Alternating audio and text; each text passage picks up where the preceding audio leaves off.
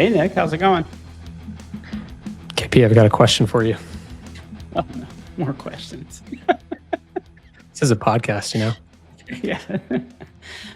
Question is, what was the single best response that you got from the Zero announcement? Could be funny. Could be funny. Could be, Yeah. you know, could be opportunistic. Could be, Yeah. you know, insulting.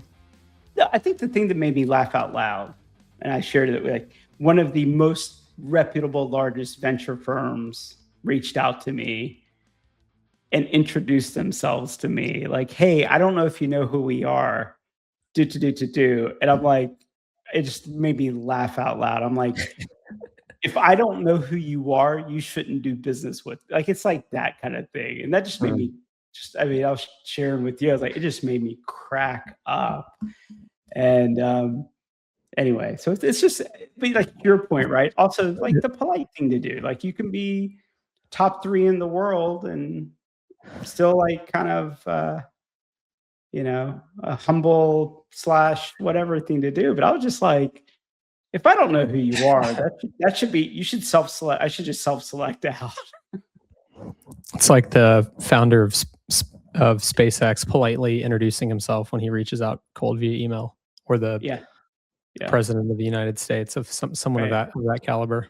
Right. I don't know if you know about SpaceX, but let me tell you. I mean, I don't know. My reaction is it could be either amazingly polite and humble, and you never want to assume that the person on the other side has studied the history of your industry, or it's a humble brag. Yeah. And they're just like basically just, putting their chest out, saying, hey, you may not know who we are. We're just one of the world's largest asset management venture firms, and we've only only invested no big deal. Yeah, we've only invested in every company you've ever heard of. But I'm sure you've never heard of us, right? Yeah. But I'll take the broader thing that I thought was just not a specific outreach. I really, being a bit in the industry forever and being a little bit myopic, and some might say sometimes stubborn in my thinking, right? I did not know how the name would go over. I really didn't, right? I was unsure, right? I've had so much positive feedback on the name, because you and I talked about the name early on. Like, it's kind of. I mean, me and you have a lot of history with the name, right?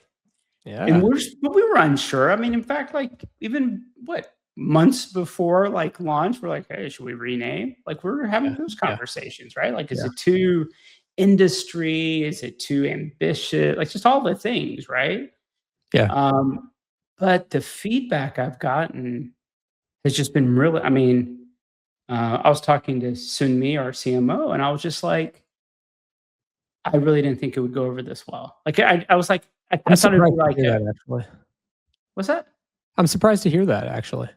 That I felt that way, or that it went over that well? That it was that well received. I thought, I mean, I just look around at the traditional owner's rep firms and how, and the nomenclature of how you'd go about naming that sort of business and what's accepted in that world.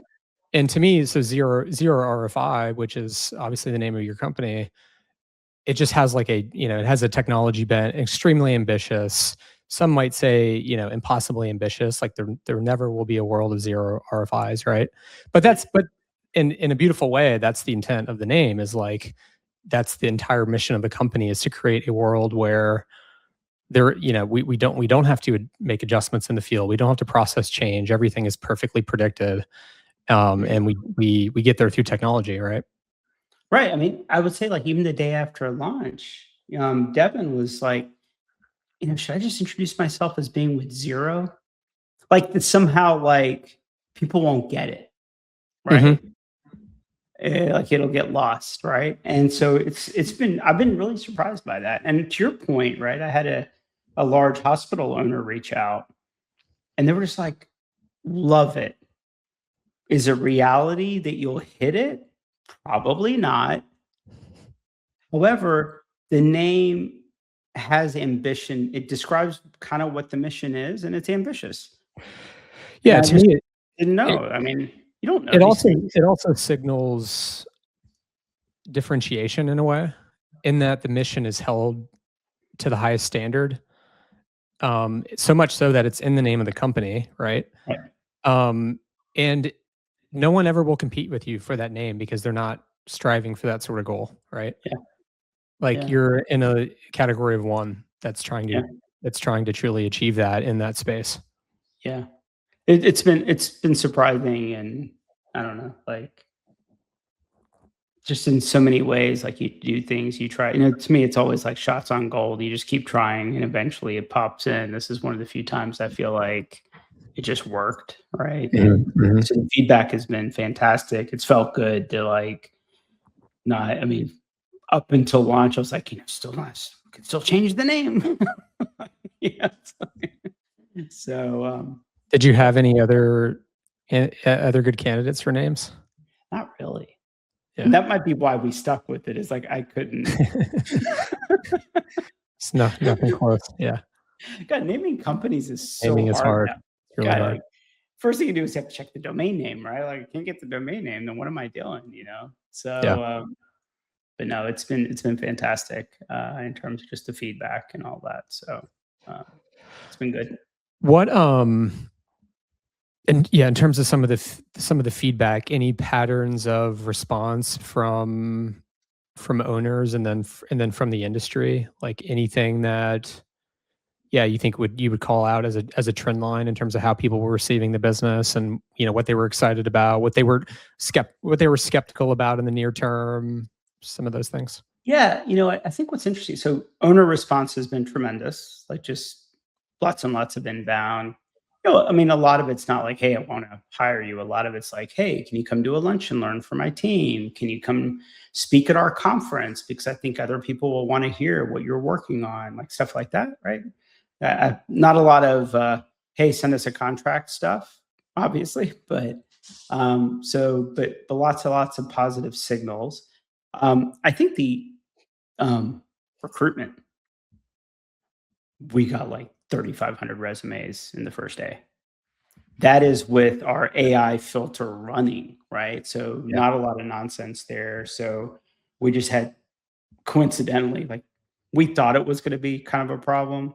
We had 2 talent acquisition people start this past Monday, and they were like, okay, we're hitting the ground running, are we? Yep. So that's been fantastic. The interesting thing on the kind of AEC side of things, there's been 2 types of responses, right? One, like, hey, KP, it looks like you're trying to push down our fees, our costs.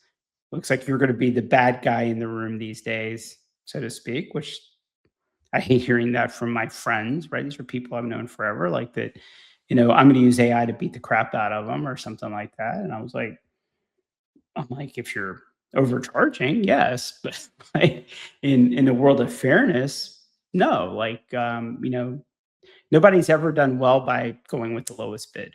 It's never happened, right? We know this to be true. So I think I've had to defend that a little bit. But the more interesting thing is some of the AEC firms that we know and love, that have very strong innovation ambition. They've been very, very positive. And what they've said is like, our problem is when there's an owner's rep involved and we show up with some level of innovation, it gets discounted. Like, who cares? Apples to apples. So one of our investors is a structural engineering firm, and they said, look, as a standard practice, we provide reinforced concrete design, steel design, and wood design. That's just what we do. It's part of our process. We've got some tools that make it fast for us. And they said they go to that with clients saying, hey, here's how we show value. We preemptively have created optionality so that later on, if it prices out too much as steel, we don't have to go back to the drawing board, right? And they said like 9 times out of 10, an owner's rep will say, yeah, that's cool. Don't do that. I need to compare apples to apples. And the other 3 engineering firms are only designing steel. So please go redo your proposal. So what they said is like, I feel like as an owner's rep, you guys are going to be much more open to the long game of innovation and not putting everything into apples and apples and oranges, but actually seeing like what the actual value that the innovation could bring. So it's like that, the best client's an educated client. That's how they're feeling about it, right? Which I thought that was great. That was positive news, right? Because a lot of times they feel like they have to eat the innovation. All these firms have spent so much money investing in innovation, and CFO says, "What's the ROI? Tell us what project you got because of innovation," and they can't point to anything. Yeah. So That's been super. Yeah. Any near-term goals, or basically I'd say maybe previews that you want to share with the audience, what they should be on the lookout for, just in terms of everything Zero? I mean, I think you'll start to see some more acquisitions and announcements. A lot of team announcements coming up, which I think is fantastic. Near-term goal, fill in the roster, fill in the team out. Yep. Yeah. I mean, I think like if you look at our roster right now, I mean, I think we're making 70 hires between now and the end of the year is our hiring plan. Not trivial. That's a lot. Yeah. No, I think between acquisitions, we're going to start, you can't buy our tech, so to speak, right? It's part of our service, but I think we're going to start sharing like our tool sets and our toolbox and what that looks like. It's pretty, but so obviously there'll be a lot of news, so to speak. Sweet. I was going to tell you, switching topics, something super interesting. You and I have talked about Claude Code, right? What I discovered today is Claude Code, every VC should be using Claude Code for code review. It's so good. For code review? Yeah, I mean, if you're investing in a startup, right?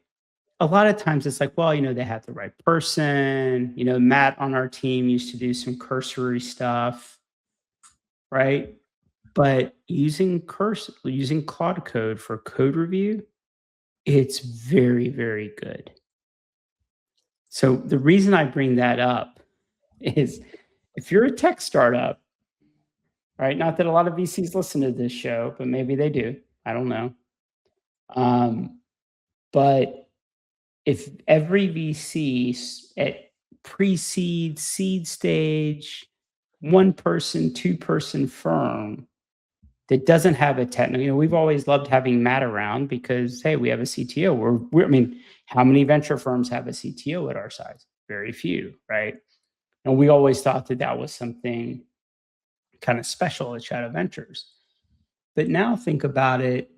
If every VC has Claude Code and can do code review, especially in a day where maybe people are schlepping some vibe coded thing or whatnot, founders better have their shit together. Yeah. Do you, I've actually thought a decent amount about some of these, like how diligence might change and how it maybe should change given the tools that we have access to. And I thought about it less from the code review standpoint. Up until this point, I actually think it's a great idea. And I was thinking about it mostly from a team organizational, basically figuring out what is happening behind the scenes, operating wise. What's the founder's leadership style? How hard are people working internally? And the reason I think it's an interesting time to try to solve that problem is a lot of teams really over the last decade, like we've obviously seen a major shift to remote work, right? Mm-hmm. And you have these platforms like Slack or Microsoft Teams, GChat, where there's like this repository of data on everything that's happening organizationally at the company. Like, like basically, I think there's like a way to measure the performance, like organizational performance, and understand exactly what the leadership style is of the founder and their capabilities, their strengths and weaknesses, communication style, just by like looking at the text. And like there's no better tool that basically that was just unleashed to the world than like LLM, which is fantastic at digesting large amounts of raw text that you could extract from these databases. So I've actually like I've been working on building that product. And I think the biggest thing I'm running into, as I've talked about it with our founders, and as I think about any sort of scale that this product might have, diligence-wise, in venture or PE, is permission from the founder. Like, they like nearly every founder I talk to about this, they know they agree, they validate that the idea is incredibly good, and then they're like, they start blushing. They're like, "Holy cow!" But not with me. Like, if you got access to that, like, I'm really concerned. Yeah. And it's but not. Think about that. Yeah, and it's not. Think about that. That's different. That's like a different level, right? But think about the spreadsheet we send out, which a lot of VCs send out. Like, hey, tell us what your revenue run rate. Like all of our reporting functions. And there are some firms that require, I forgot that, there's some product where founders have to put their info in. Forgot what it's called. We've never deployed it. But what if we said like, hey, our MCP server needs to be connected to your accounting system and your CRM so that we can get real-time reporting about how you're doing? I don't think that's technically that intrusive because it's facts and data, and it maybe drives a discipline. Like, don't throw BS in your sales pipeline. In fact, if I was a founder, I don't know that I would mind that, because I'm going to go to my head of sales and say, hey, look, our VCs have access to our data. Don't put any BS in there, man. Like, you can try to BS me, but these guys are going to ask me about it. At least that's more analytical. I understand, like, it's Slack, like, hey, you're going to monitor my email. Thanks. Like, Yeah. I mean, there are permissions to be concerned about. Like, the intent would not be to read DMs. Like, we're not going to read private messages. But any public channel that's like a work-driven channel, I think it should be fair game. In terms of basically, almost like for personality, leadership style, strengths, weaknesses. Like, to me, it actually should replace the personality test, like the questionnaire that a lot of VCs will send out to founders. Just show me like let me just connect the software product, and like I'll do the assessment through what has actually occurred in the business. But the intent is like not to infringe so on where all this stuff manifests itself, right, is in information rights. So do you start rewriting term sheets? We should talk to our lawyers about it, right? Like, if you're on the other side of it, and then our information rights said, we have the right to connect to your Slack, we're going to connect to your accounting system and your CRM. Yeah. Blah, blah, blah, right? Like, I mean, I have a friend who in information rights gets a view-only login to the bank account. That's part of his deal. Yeah. He's like, look, I mean, this idea that founders manage cash well, like this, getting the call, like, hey, we're about to run out of cash in 3 weeks. Can you help us out? Like, he was like, it's happened to him way too many times that he gets it from gets it right from where he wants to see it, which is like the bank account. Yeah. And, I mean, if you include it in information rights, if they agree to it, now they might try to negotiate it out or whatever. Yeah. But, it is interesting. Like, how does some of this, like, access to data? Yeah, exactly. The ability to connect to data repositories is, now abundant, right? Like, we have that ability to connect any system, extract the data in any way that we want. And so there's like going to be, I think, a reckoning on who has permissions to what. And I think I could see there's going to be groups of investors that build a business around not infringing on, on data. Like this has already occurred to some extent, the founder friendly movement of like, hey, I'm not going to put any egregious info right terms into the term sheet. It's going to be standard vanilla. I'm not going to require a board structure. I just get out of the way. I write you a check and I get out of the way. People have built a fundraising or, a entire fund strategy around that idea. And then you have like the other side of the coin, which is, no, we're going to run this business properly. We're going to install proper governance. We're going to have a board.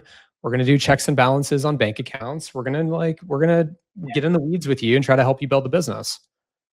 Yeah, I think what starts to get, I have a friend that runs a Series A plus firm. He has a CFO and he has an entire accounting team, and they spend a lot of their time collecting quarterly data from all of their portfolio companies because their LPs require it. So he's got like 10 accountants, right? They just sit there and collect data from all his portco. And he was like, yeah, like, unfortunately, we have some really big institutional investors and, we have to comply with things for them. So we, in a later stage, but the real question would be, what's the value, early pre-seed, like what's the value in like tracking anything? Yeah. Like I'm gonna track your financials, great. Yeah. And to your point, like the founder friendly movement, so to speak, I think applies in super early stage where you're just betting on a founder and their judgment and all those things. Or people that have been there, done that. But, at some point you get to Series A and, unless the LPs start telling people like, oh, don't worry about it. If there's a GP friendly movement, then maybe that trickles down. But, at A, B, and plus, there is no GP friendly movement. It's like a bunch of lawyers and accountants telling everyone what to do. Yeah. Yeah. It's going to be interesting to watch that play out. Yeah. I have a few other topics. Yeah, go ahead. I was just going to say, I have a few other topics to hit on today, if you're open to progressing the conversation. First is construction robotics and funding trends. Mm-hmm. By the way, I think I've cracked the X algorithm.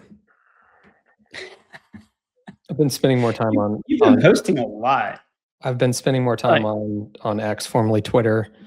So dropping some Frank Lloyd Wright stuff. Yeah. I was like, what is his AI agent doing for him out here? Feeding me interesting data on everything our industry at all times. So yeah, but anyway, one of the things I posted yesterday was just a general observation that we've covered a lot on this podcast about how basically the right business model choice for robotics companies. I feel like we talked about this like on many episodes, right? Which is like the choice to be a vertically integrated subcontractor and perform work, the choice to sell machines, lease machines, the choice, more or less bifurcating into like, do you want to invent products, engineer machines, or do you want to run services in the field?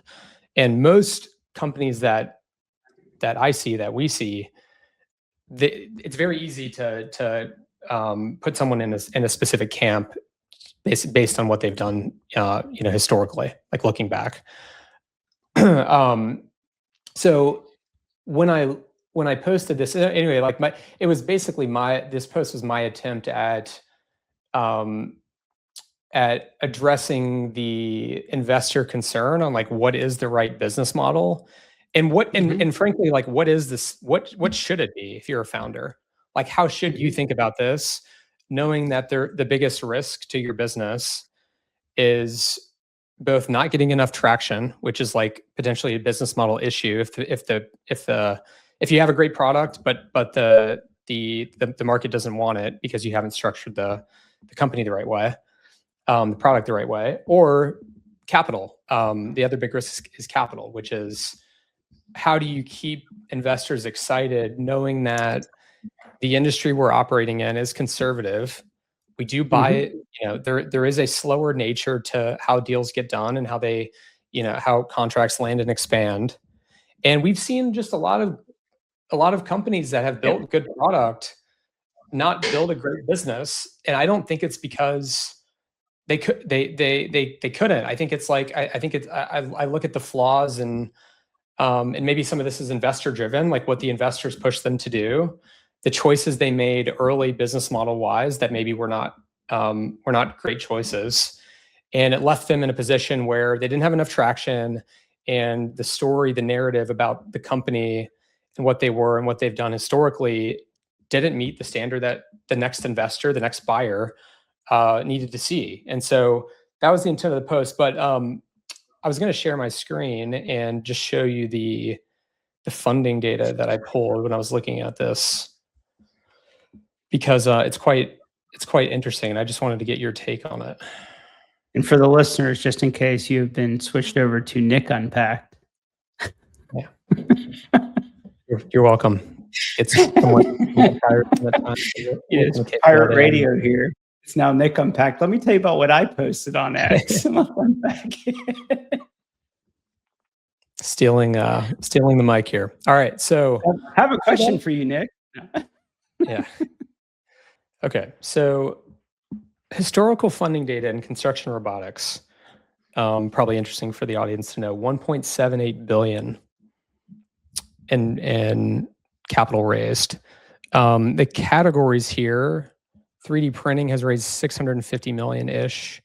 Excavation and earth moving, notably bedrock robotics, who's somewhat of a new entrant in the last 2 years. They've raised 350 million. You go down the list, you have the layout and surveying robots. Dusty Robotics has raised 70 million. You have some prefab and offsite companies. Autovol is one of those. Drywall and finishing, you have Canvas, who raised 43. Okibo is a player in that market. Kawazu material handling. So we have. By the way, super excited about Kawazu. Like those guys a lot. We could just never. We could never get in. We could never. I don't know. There's always some reason why we couldn't do that deal. But love the founder. Super. When I saw that press release come by that he raised 25 million, I was like cheering him on. Super excited about that. Yeah, good call out. So yeah, as you look at these categories, I'm curious to hear your overall reaction. Are you surprised by that when you look at the trades? Do you think that it's somewhat of a small pool of money when you take out the 3D printing companies? You take Icon out. When you take Icon out and you take Bedrock out, it's not that much capital There's that's not been much, allocated. right? There's not much, right? Yeah, but yeah, any other reactions? No, I think all that's about right. So I think we've spent a lot of time on robotic, and just like you put up the screen, right? The capital stack and how we think about funding them. But I think there's a different way to look at some of this, right? I think we should look at it. I think we beat a dead horse around hey, capital comes in different forms, and if you're building robotics, you should probably you should need to expand your thinking beyond venture capital, right? We've covered that pretty well in the past, but I think there's a couple things to start from, which is how is it done today, right? Who are the players that do it today? And then the cost of your product, right? And then, so I would say is the existing models, the cost of your product, your build, the amount of customization required to your robot, the additional labor requirements to operate it, and then what percentage of the work does it actually complete? So if you take the CSI nomenclature and you start picking off CSI codes, you start saying, okay, for this CSI code, here's what it looks like today. Mm-hmm. Now, the reason I bring that up is in the world of specialties, right? There are companies that all they do is core concrete. That's all they do. They core concrete. That's what they do for a living. They've always done it. They run around in these vans, ABC coring, XYZ coring, and they do coring, right? So there's a company I met, I think it's called August Robotics. Mm-hmm. They drill holes for data centers, right? So they drill the little holes for data centers to put up their server racks, right? That would normally be someone that has a coring business, right? These mom and pop coring businesses. That's a very narrow use case. So if you could sell that product to a concrete coring business, it doesn't require a lot of configuration. You could probably, if it was priced right, and by the way, priced right, either you can sell it to them, or you could probably lease it to them or rent it to them, right? Mhm. And they can operate it. They don't need an operator to stand behind it. It does 100% of the job, right? It's drilling holes, does all the job, right? It's not like, oh, I have to come back through with my labor crew to finish the things it couldn't finish. And it fits into an existing model, right? So I think that's how we've got to look at some of this stuff. And I think the problem with, so Icon, one of ours, challenge with Icon is it 3D prints a house. It's very custom. You have to have someone there to monitor it. You're dependent on like concrete delivery and a materials play. That's complicated. And it's not 3D printing cabinets, right? So it can't do the whole building. Yeah. Right. And there's not and so like if you put out an RFP to find concrete masonry for residential, you're not going to get a lot, right? There's not a lot of concrete construction done in residential, right? There's not a lot of in-place concrete done in residential, other than there's like, truck pulls up and pours a slab, right? Beyond that, there's not a whole lot of talent specific to that. So, which also kind of shows you why Icon had to raise so much money, right? There is no ecosystem that understands this stuff. So I think that's part of it. I mean, I think with the technology today and what you can do, you're seeing a lot of good core robotics systems, right? You can buy a rover system, you can buy a gantry system. There's a lot of out-of-the-box systems that are coming to market. Yeah. You can build proprietary end effectors, not that hard to AI design and get fabricated. You see that all over X, like, hey, look what I 3D printed, kind of thing, right? So I think those two trends, and then just the programmability of motion control with robots is getting easier and easier, right? You don't have to learn ROS. You can get Claude Code to, look at things and build stuff, right? I mean, I'm simplifying a bit, but it's definitely an unlock. So that unlock means that you can now build kind of niche playing. Like, can you start a construction robotics company for $1 million? Maybe, right? Maybe if all it does is score, if it's a rover that just goes around the job site with a little magnet underneath it to pick up all the nails and screws that people drop around that are a safety hazard, probably let yourself and run it, right? People would probably buy it. There's nothing to do. It's like buying a Roomba, right? That's a free business idea for everybody. So I think that's where I think things are changing. So I think we'll see an increase in funding in robotics, but the funding sizes may go down, right? So higher frequency, lower amount might be the future. Do you think that because many of those categories and companies are tied to services, they're either selling product to subs that are performing the work, or maybe they've decided to do it themselves. Do you think there's a different allocation strategy that a venture firm should have when backing that company versus kind of more of a standard?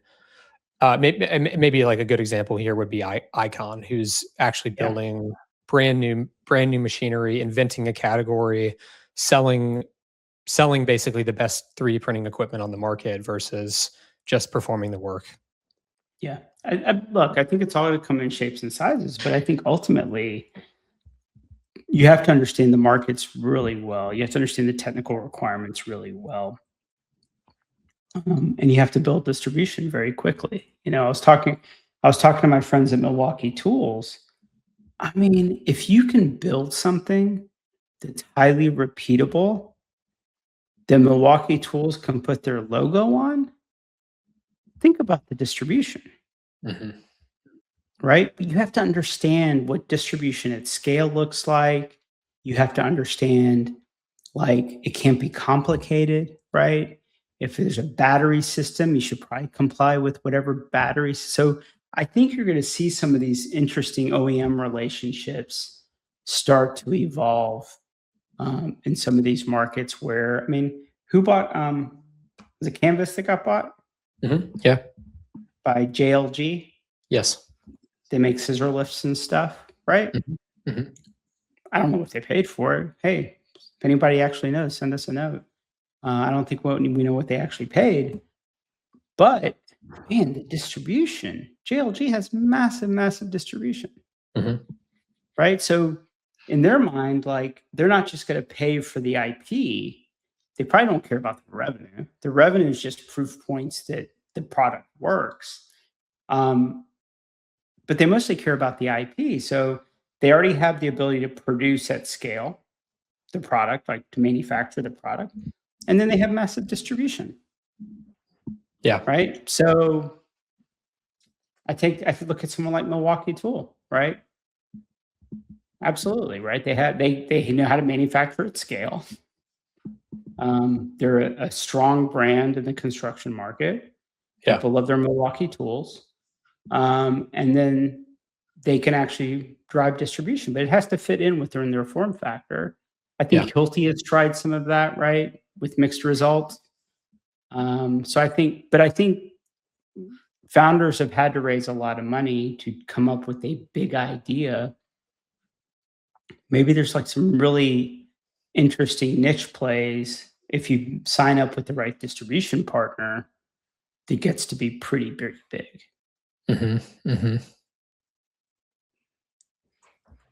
Yeah, super insightful. Cool.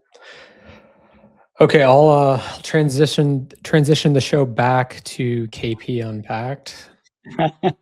Thank you for that. Thank you for indulging me in that brief intermission. What other posts did you have this week that you thought had an interesting response that you wanted to talk through? If you're not following me on Substack, I'm posting a lot more on Substack these days than LinkedIn, mostly because I'm just getting spammed like crazy on LinkedIn. It's just insane. So it's been tough. But I wrote this article about cognitive overload, right? Just that, if you had to provide a submittal, typing it out on your IBM Selectric typewriter and folding it and putting it into an envelope to mail it in to the client, you'd probably do a lot less submittals, right?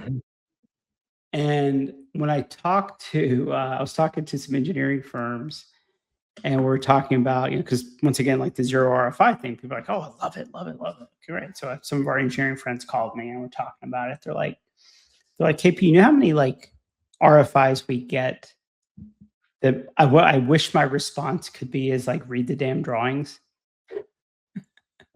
Right. And what they're saying is basically we are getting the overload of submittals and everything from everybody, just like we get overloaded with emails. Right. However, the information they're getting has a shelf life. If you don't respond, you could be subjected to legal action. There's just lots of things, right? So you have to respond. And apparently you're not allowed to respond. He said he checked with his general counsel. You're not allowed to respond like, listen, dumbass, read the drawings. Apparently you're not allowed to respond that way. You actually have to like look at it and study it and give it back. So this cognitive overload, which has been well studied, right, with fighter pilots, and a lot of other airline pilots in general, with all the blinking lights and switches and everything else, right? You can't handle it, right? It creates the level of cortisol and stress it creates is just absolutely massive, right? So I think with the advent of some of these system of record platforms that we like to beat up on, the alerts, here's another alert in your inbox, here's another alert. clear out these alerts, right? And it's so easy to submit anything that people just keep doing it, right? So I think it's super fascinating in a world where it's a high, we deal with construction. Highest suicide rate is in construction. Already very stressful. Generally not a safe business, right? It's not.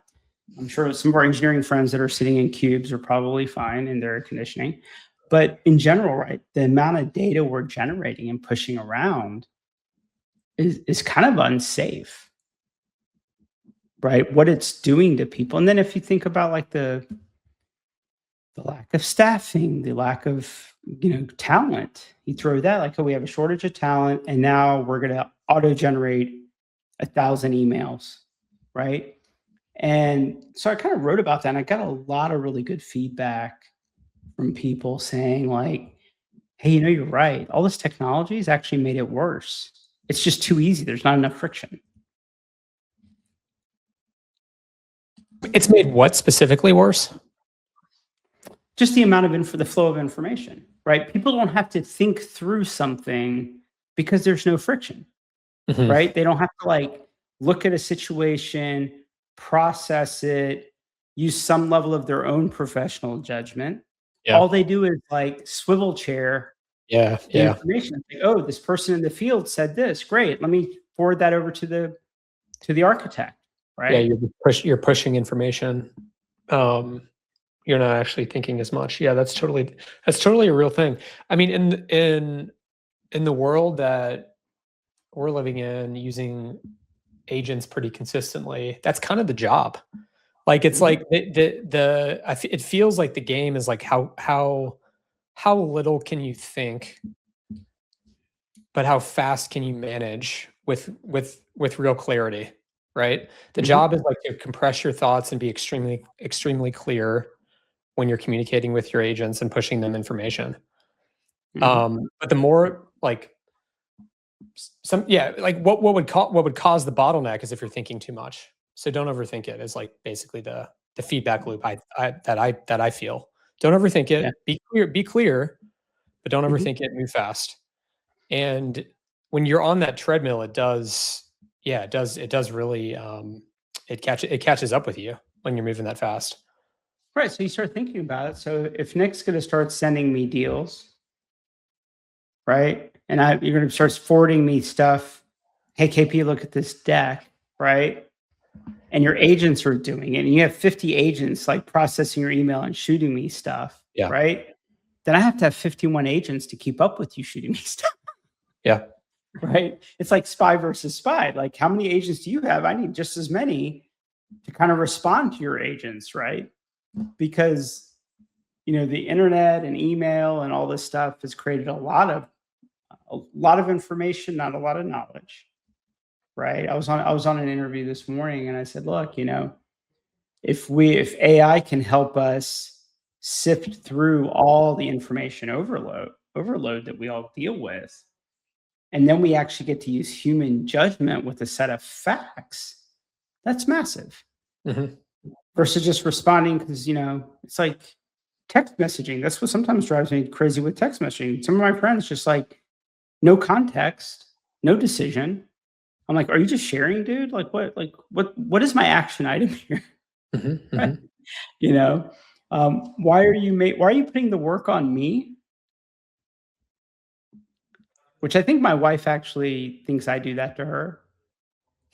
Because I will text her stuff, message her stuff. Right. Just like moving all the stuff to her desk. Just move all the stuff, right? Forward my entire inbox to her. And it's like, it's your problem now. She's like, thanks, man. Like, so anyway, I think it's with AI. I mean, I think that's going to be the other thing, right? Like, there's a lot of people not using agents. Now what happens, right? Against the people that are using agents. Yeah. We need defense agents. We need offense agents. Man, crazy world out there. Yeah. Because ultimately, as humans, we should really be judgment and exception handling, right? Where the agent can't handle it. And it like, oh, agent rejected it. I don't know what to do with this, right? Yeah. That's really interesting. That topic, like, yeah, it sounds, my guess is that becomes more of a hot topic, hotly discussed item as we move into the future, which is just like, how do we all manage the massive amounts of work that are being pushed behind the scenes, and we're getting in the mix only when it matters, but the importance of the work didn't change. In fact, you're doing more important work in most cases, and you're taking on more of it. And so like the magnitude of that decision when you are called and when it does show up on your desk, and how you synthesize that information, which is basically just managing the cognitive load, right? Like that's a really interesting idea. No, and I think the other thing is, as we start thinking about that, I love watching X, right? The flow of like, I just did this with OpenClaw. It's insane. It's like, whatever, right? Most of these people posting don't have that much work to do, yet they're trying to automate all their work with AI, right? But it brings up a thing where, like, if you're very busy, how do you find time and space to do all these automations? And literally the people that aren't doing that much have plenty of time to build these things out. And then they're just going to keep creating your workload, right? You got to step out of the flow for a minute to build your weapon, so to speak, to respond to all these people. But I try to explain to people, like, actually with my tech team, I'll see stuff on X and it's like, oh, this is really cool. And Barry said, like, hey, I love the way you post things. I post it to the engineering team. I'm like, real or fake? Everything I post is like real or fake, because there's so much fake stuff. I mean, my God, like, I used OpenClaw options trade and made $1 million today. Oh, right. Yeah. It's insane. It's like, no, you're insane. Like, what are you doing? Right? Like, you didn't do any of those things. Join my Telegram where I'll provide trading advice. Yeah. Click this Venmo link and I will. Yep. All right, Nick. It's been a good one.